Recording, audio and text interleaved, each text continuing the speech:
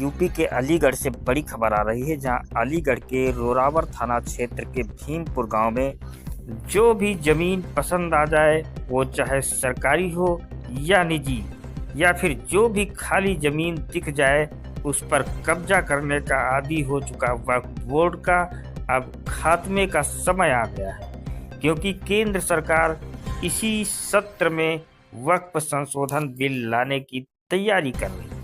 ऐसा इसलिए कहा जा रहा है क्योंकि वक्फ संशोधन बिल को लेकर बनाई गई संयुक्त संसदीय समिति जेपीसी ने लोकसभा अध्यक्ष को अपनी फाइनल रिपोर्ट सौंप दी है। केंद्र सरकार इसी सत्र में अर्थात बजट सत्र में वक्फ संशोधन बिल लाने की तैयारी कर रही है। ऐसा इसलिए कहा जा रहा है क्योंकि वक्फ संशोधन बिल को लेकर बनाई गई जेपीसी ने लोकसभा अध्यक्ष को अपनी रिपोर्ट सौंप दी है। जेपीसी पैनल के अध्यक्ष जगदम्बिका पाल ने आज लोकसभा अध्यक्ष ओम बिरला से संसद भवन में स्थित उनके दफ्तर में मुलाकात की और रिपोर्ट सौंप दी। दरअसल एक दिन पहले यानी 29 जनवरी को ही जेपीसी के पैनल ने बहुमत के आधार पर रिपोर्ट को स्वीकार कर लिया था। इसमें सत्तारूढ़ बीजेपी के सदस्यों के सुझाए गए बदलाव शामिल थे। हालांकि तब विपक्ष ने इस कवायद को वक्फ बोर्ड को खत्म करने की कोशिश बताया था।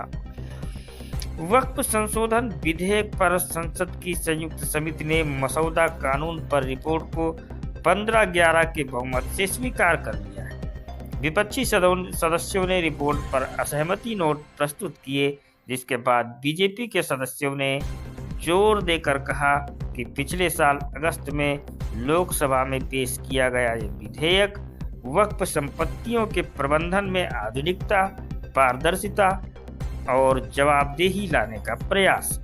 वहीं विपक्ष ने इसे मुस्लिम समुदाय के संवैधानिक अधिकारों पर हमला और वक्फ बोर्ड के कामकाज में हस्तक्षेप बताया। बता दें कि 8 अगस्त 2024 को वक्फ संशोधन विधेयक लोकसभा में पेश होने के तुरंत बाद इस समिति का गठन किया गया था।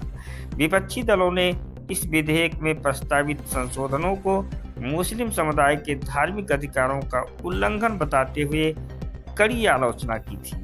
वहीं सत्तारूढ़ बीजेपी ने कहा था कि ये संशोधन वक्फ बोर्ड की कार्यप्रणाली में पारदर्शिता लाएंगे और उन्हें जवाबदेह